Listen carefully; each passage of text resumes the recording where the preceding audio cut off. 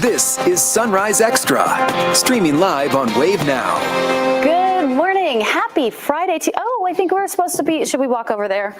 We'll walk over to the Weather Center. Here, we were at the other desk. How's that? Hey. Good. It's been a week. It's Friday. It's been a week. Honestly, my brain did not rest. I apologize to our director who did tell us where we were supposed to go, but we were very focused in on the crash that we were talking about that Rob is going to mention in just a second. But this morning, he's in my ear going, I told you so. To be heading out this morning, we are sitting in the upper 30s and the low 40s in most spots, 48 degrees at the airport, though. Still watching the beginnings of this gorgeous sunrise overhead with the crisp, clear skies and still watching Venus there off into the distance. Now, most of us are seeing clear skies, but we are watching some extra clouds for those of you further to the south of the parkways over the next 12 hours. We'll see plenty of sunshine, a few clouds around for the afternoon, highs today in the 60s. And as we look ahead to the weekend, some clouds around for Saturday morning, plenty of sunshine for Sunday, but beautiful temperatures for both days this weekend. So things are overall looking good. Now off to Rob with what we're dealing with right now in terms of the traffic mess on the Waterson Expressway. Okay, Tawana, thanks so much. We are keeping our eyes right now. Things started out pretty quiet this morning. Area of concern for you.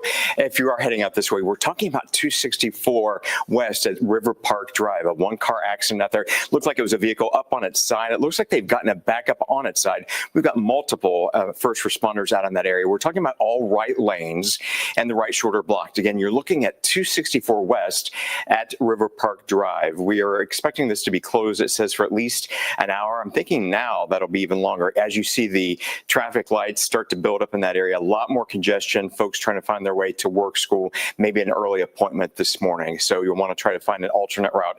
Otherwise, as far as the metro is concerned, not seeing any big tie-ups, but we do want to point out something that you're going to want to know about if you have plans this weekend to head into the downtown. We have a reminder for drivers thinking of coming to downtown this weekend. Several ramps will be closed this weekend so that crews can install a high-friction surface treatment. It'll make it safer to drive in wet weather conditions like we just saw the other day. The ramps, by the way, temporarily closing are 64 West to 65 South and 71 South to 65 South. They will start at 8 o'clock. That's tonight, and they're going to last through Monday morning at 5 a.m. Olivia? All right. Thank you for the heads up, Rob. This morning, former LMPD officer Brett Hankison is in prison starting his federal sentence. The Federal Bureau of Prisons confirmed Hankison reported to FCI Fort Dix in New Jersey. It's a minimum security prison. Hankison was found guilty of violating Breonna Taylor's civil rights and using excessive force during the raid that killed her. Hankison did not shoot her, but bullets he fired into a neighboring apartment almost hit the people inside. Hankison is set to serve more than 2 years in prison. A bed bug infestation is causing a major problem for Shelby County government. The courthouse annex where the county clerk staff works is closed today. Exterminators arrived late Thursday afternoon to fumigate the entire building. Officials can't pinpoint how exactly they got there, but bed bugs can latch onto a person's clothes and belongings and travel with them. The building will stay closed today. The extermination is expected to cost about $20,000. It's a nightmare because, as you've seen being here, people are coming in to get their license taken care of. They're coming in to look at tax issues. They're coming to look at property tax issues. And it's unfortunate we've got to shut this building down for about a day and a half while we do our fumigation. If all goes well, county leaders hope to have the building reopened by Monday. Bardstown police want help finding the people who broke into a storage unit. These are the suspects in the truck that officers are looking for. Police say the burglary happened around 9:30 in the morning on October 1st. The department says the vehicle the suspect used appears to be a blue Ford F-250 pickup pulling a trailer. It has no visible tags on it. Police believe a man was driving while a woman was in the passenger seat. If you have any information on this, you should contact Bardstown Police. A dangerous new social media challenge we've reported on in Louisville is now being reported in southern Indiana as well. The Door Kick Challenge gained popularity this summer. Now the Jennings County Sheriff's Office, along with Jeffersonville Police, want parents and neighbors to know they've received calls reporting similar behavior too. The challenge encourages kids to damage the front doors of homes and run away, usually kicking them.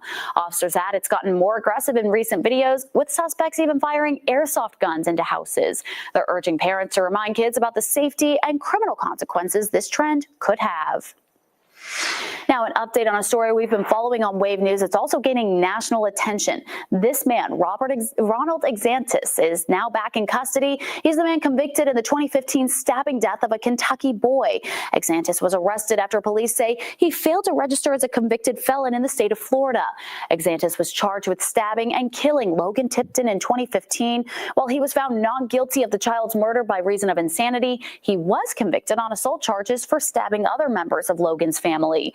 He was released from prison after serving 10 years of a 20-year prison sentence. Exantis was supposed to enter a reentry supervision program in Florida. Florida's probation and parole confirmed Exantis arrived on Monday. Florida state law says that convicted felons have to register with the sheriff within 48 hours, which they say he didn't do. Exantis is now waiting to be extradited back to Kentucky. Looking ahead to next week, Metro Council members Tammy Hawkins and Ken Herndon will host a third community violence prevention discussion. The meeting started in August after Rhodesia Williams was shot and killed while walking her child to a bus stop. LMPD says Williams was targeted, but no arrests have been made in her case. The next violence prevention meeting is on Monday at the Goodwill West Louisville Opportunity Center on West Broadway. Everyone is welcome to attend and share their ideas on curbing the city's violence.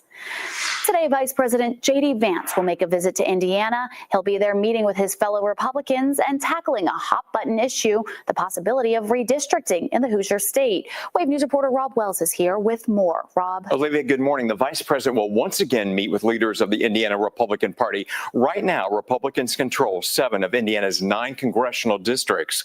A majority of Hoosiers think redrawing the maps of the state's congressional districts is not a wise decision. At least that's according to a poll by Independent Indiana, a nonprofit specializing in getting independents elected within the state. According to the 604 registered voters surveyed, 53% oppose redistricting, with 34% supporting it. Republican Governor Mike Braun saying that he would consider calling a special session to tackle redistricting if Republicans have the necessary votes to do so. Democrats say that any redistricting attempt would take power away from the voters. And it could make more districts competitive to where they've got a chance to maybe be competitive in them. So there are pros and cons to everything. I'm going to be mostly interested to see if there's broad-based support among our own legislature. The proposed maps for the Indiana House and U.S. Congress does nothing to inspire competition, inclusion, and a conversation about Indiana's future. Today is the second visit from Vice President J.D. Vance to discuss redistricting with the state's Republican leadership. Of course, we'll keep you posted both on air and online as we learn more. Olivia? Rob, thank you. Organizers of Harvest Homecoming are expecting big crowds this weekend as law enforcement has put new safety measures in place. The security changes were brought in part because of last year's deadly shooting at the festival. This year, organizers added more defined perimeters with fencing, increased police presence, and earlier end times for tonight and tomorrow night's festivities. It's something guests say brought some peace of mind to enjoy this year's festival. I felt like coming, before dark and everything, that it was safer and safe. So the most important thing is safety, and that's what everyone should be more concerned about. As a reminder, festivities today and tomorrow will end at 9 o'clock each night.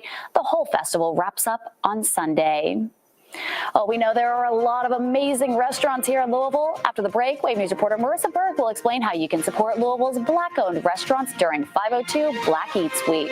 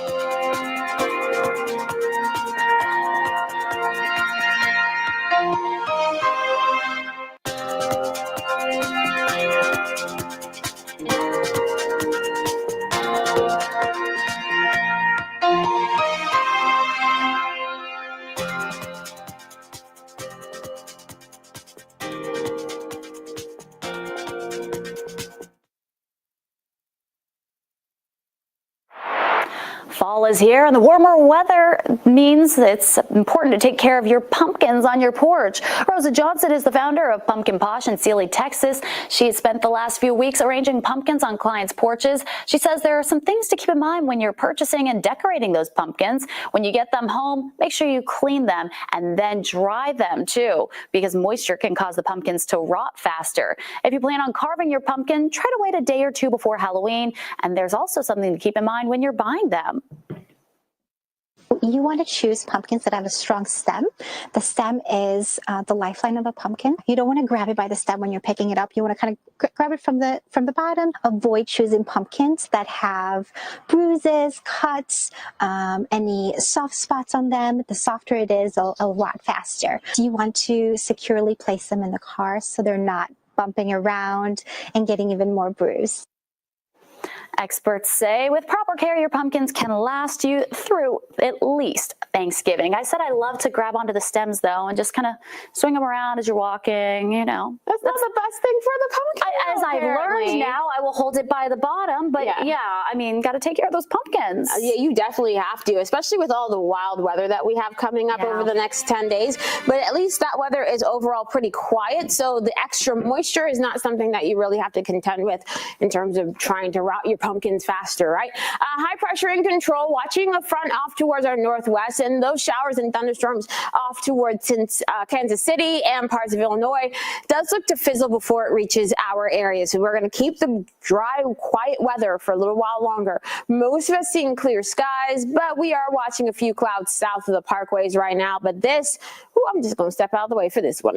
This is the beginning of the sunrise on our SkyTrack camera towards downtown Louisville. We can still kind of see Venus there off into the distance, but once that sun comes up, we won't be able to see it anymore. So a beautiful morning out there, and those clear skies have really allowed our temperatures to drop, seeing more locations now into the upper 30s, most of us in the low 40s for this morning. Over the next 12 hours, we'll easily return to near 70 degrees for an afternoon high. So a pretty pleasant day coming our way. Once we get into tonight with the extra clouds overhead, we're going to fall down into the 40s and low 50s. Now, with that front pushing through, it's going to do its very, very, very best to bring us some rain. But as of right now, rain chances looking to really be in the form of a little bit of drizzle for those of you in southern Indiana for tomorrow morning. And that is it as of right now. Once we get into Saturday afternoon, we are going to get much more sunshine around then. Temperatures returning to the upper 60s and the low 70s. Now, for the rest of your 10-day, a mix of sun and clouds on Sunday with highs in the low to mid 70s by Monday and Tuesday. So mid to upper 70s coming our way then. And still a lot of changes possible towards the end of the 10-day. We have some lows out west, some lows out east, and then some moving through parts of the center of the country that could all impact our weather over the next 10 days, especially towards the end of the 10-day. So most likely we will have to change either highs or rain chances at some point looking ahead to the following weekend. So just keep that in mind and don't be surprised if you see those changes show up. All right, thanks, Tawana. Louisville can be described as a foodie's dream with the various cuisines. Wave News reporter Marissa Berg shows us how you can support Louisville's Black-owned restaurants during 502 Black Eats Week. All week long, people have been able to try out some new restaurants because this week is 502 Black Eats Week, a time to really highlight the Black-owned restaurants. I'm here with Tiandra Robinson, who created 502 Black Eats Week during the height of the pandemic, because we know the restaurant industry was hit hard during that time. Yeah, very hard, and then it just made it worse, even just being as Black-owned businesses, because they already have a hard time being able to fully market their business the way that they need to. So this concept was created to help with that, to help bring exposure to those businesses. And we know that this week alone, you had different businesses participating and different deals, because, everybody loves a good deal. Everybody loves a good deal. Louisville's a foodie town, so why not put those two things together? And let's see if we can stimulate the economy for our local businesses. Absolutely. And you have an array of different types of, food-based businesses participating this year, from like ice cream. We got the Hip Hop Sweet Shop. We got, of course, where we're here right now at the service station. We have some independent folks who are bakers. We have caterers. So just an assortment of businesses. And that's what makes this week unique, is you're able to try something new, support a local business. And again, just, I keep saying try something new, because why not? Right. We're in Louisville, right. Foodie town. So we have a couple of days left. So what is the last big push you want people to kind of remind themselves as they go out there and try something new, right? Yes, so definitely go to the website, 502blackeatsweek.com. And actually, if they show proof of purchase by emailing their receipt, they can enter to win $25. So definitely tomorrow's the last day, so definitely take advantage. But even beyond the week, like hopefully you discover some, and even after the week is long over, you continue to support those businesses. Absolutely, because we know that there's just so many different restaurants across Wave Country. So again, visit 502blackeatsweek.com to see what other restaurants are involved, so that you can try something new and hopefully fall in love with a new restaurant. Marissa Berg, Wave News. Great opportunity. Thanks, Marissa. New this morning, the 2025 Nobel Peace Prize goes to Venezuela's opposition leader, Maria Corina Machado. The Norwegian Nobel Committee just announced the award at a ceremony in Oslo. Machado is praised for promoting democratic rights for the people of Venezuela. The committee says Machado helped to achieve just and peaceful transition from dictatorship to democracy. Vaccines and their recommended schedules for kids will get an extra look, which could lead to some changes. A new working group of outside advisors to the Centers for Disease Control and Prevention will soon convene. The group will be part of the CDC's Advisory Committee on Immunization and Practices. That panel is also made up of independent experts. However, they're all new. Back in June, Health Secretary Robert F. Kennedy Jr. fired all 17 previous members. The U.S. military is preparing to send as many as 200 troops to Israel to support a ceasefire deal.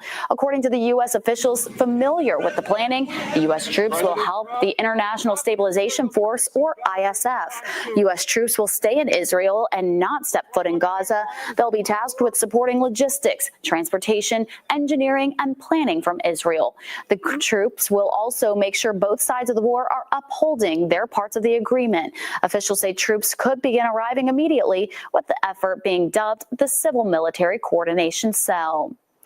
Multiple U.S. officials say the U.S. Army is accepting a roughly $1 million donation to bring senior leaders to the conference in Washington, D.C. next week. The donation is coming from a nonprofit association that serves the Army. The funds will cover the travel, hotel rooms, and meals for many of the Army leaders and their staffs to attend the annual Association of the U.S. Army Conference. The viability of the conference has been in question in the midst of the government shutdown, since it's meant no funds for travel or anything. That also comes as active duty military members will not be receiving their next paychecks as part of the government shutdown.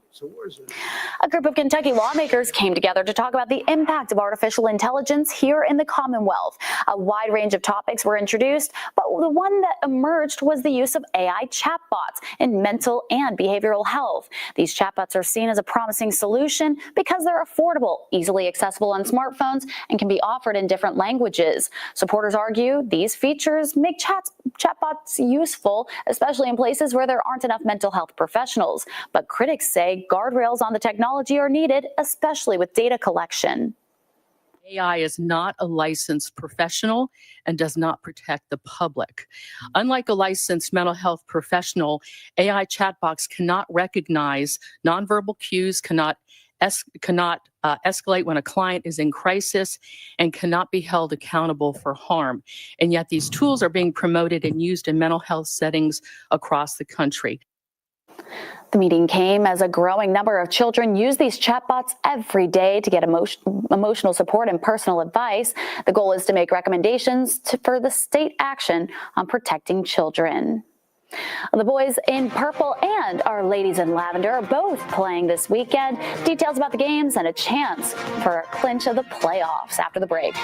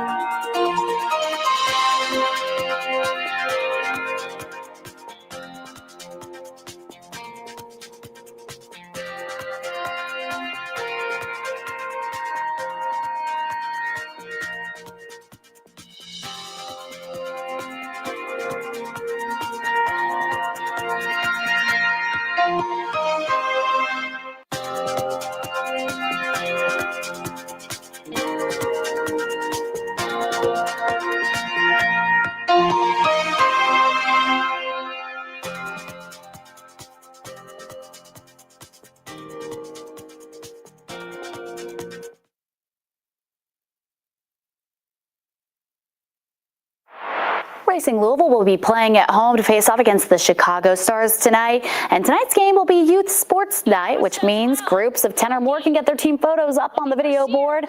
It's one of 3 regular season games remaining and one of 2 on home soil. Racing Louisville can clinch a playoff spot with a win, plus a North Carolina loss and a Houston draw. So a lot of things have to happen in that order for them to get that playoff spot. And that game will be at 7:30. Then on Saturday, the boys in purple will host a game against Miami FC. Gates open at 6 o'clock, kickoff at 7:30. Their theme is Keep Louisville Weird Night, where they'll feature a bunch of members from the Louisville Independent Business Alliance. Tickets for that are on sale now.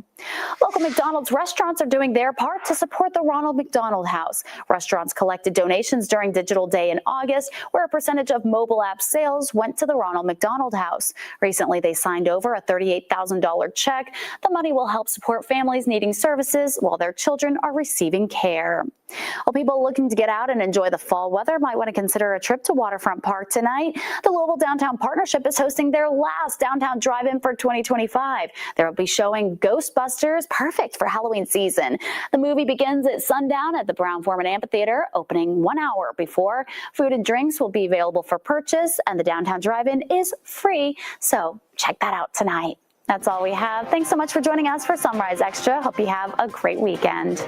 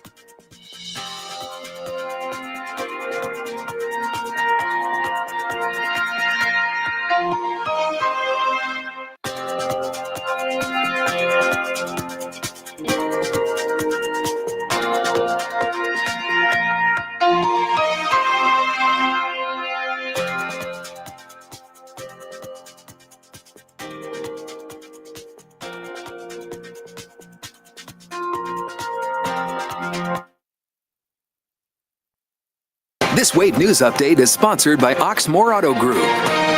Good morning. I'm Olivia Russell. You're watching Wave. Today, Vice President J.D. Vance will make a visit to Indiana. Today, he'll be meeting with fellow Republicans to discuss a proposed redistricting plan. Right now, Republicans control 7 of Indiana's 9 congressional districts. Governor Mike Braun says the earliest a special session could be called is by next month.